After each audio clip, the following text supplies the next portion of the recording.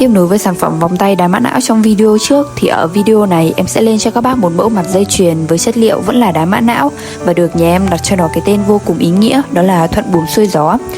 Các bác có thể thấy mặt trước miếng ngọc được chạm khắc hình ảnh một con thuyền với cánh buồm lớn đang găng gió lướt đi trên sóng dữ. Hình ảnh này biểu trưng cho sự kiên cường vượt qua mọi thử thách. Ngoài ra nó còn như một lời chúc vạn sự hanh thông.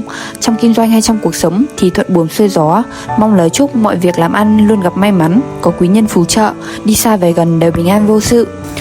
Dù là miếng đá dày dặn để tạc tượng, nhưng khi để dưới ánh đèn mặt đá vẫn có độ thấu quang tốt. Sắc cam giúp các đường nét chạm nổi trở nên nổi bật và có chiều sâu hơn rất nhiều. Sản phẩm này rất thích hợp để làm mặt dây chuyền đeo cổ hay treo ở xe để cầu bình an, hộ thân trên mọi nẻo đường. Đặc biệt thích hợp cho các bác đang làm kinh doanh hoặc chuẩn bị bắt đầu một công việc mới, hay phù hợp cho cả những bạn Gen Z sắp có một cuộc thi cử. Nếu các bác quan tâm đến sản phẩm này thì liên hệ cho bên em là xưởng và nhận gia công theo yêu cầu các bác nhé.